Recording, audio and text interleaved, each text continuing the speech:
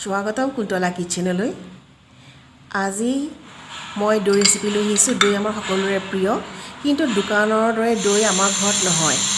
আজি মই যিটো পদ্ধতি দৈ বনাম আপোনালোকে বনাবচোন, একেবাৰে দোকানৰ দৰে পাৰফেক্ট ধুনীয়া ডাঠ দৈ হ'ব।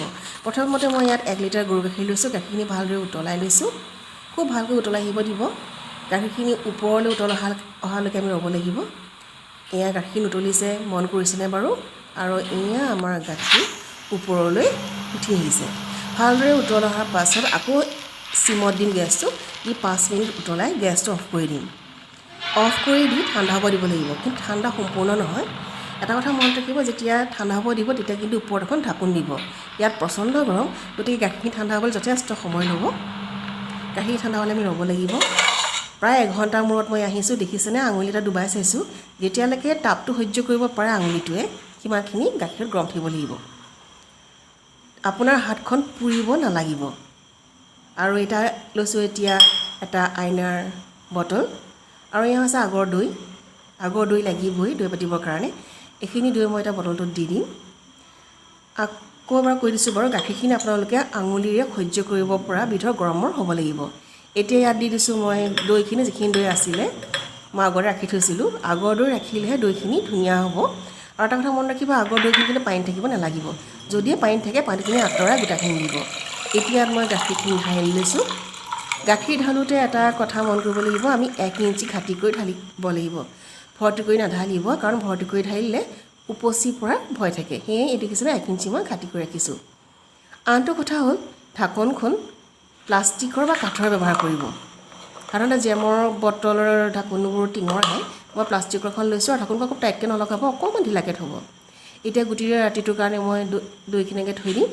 ৰাতিপুৱা চাম আমাৰ দৈখিনি কেনেকুৱা হয়। ৰাতিপুৱা হৈছে, আৰু এয়া আছিল আমি কালি কটাৰ দৈ। মই চামুচ এখনে দেখুৱাই দিছোঁ। দেখিছেনে কি সুন্দৰ দৈখিনি হৈছে, পূৰা দোকানত কিনাৰ দৰে গোটা নহয়নে?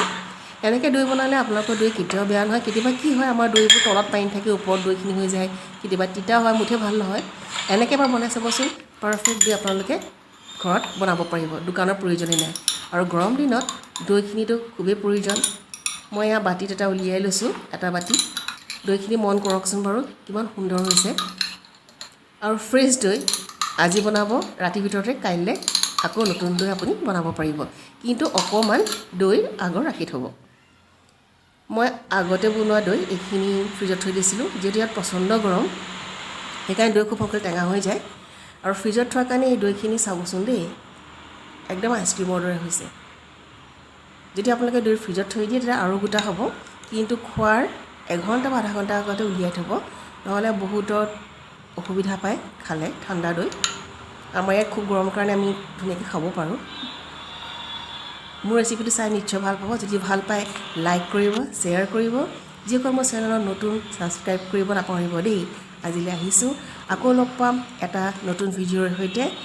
ভালে থাকক, সুস্থ থাকক, বনাওক, খাওক আৰু খুৱাওক। ছাবস্ক্ৰাইব কৰিব কিন্তু নাপাহৰিব দেই।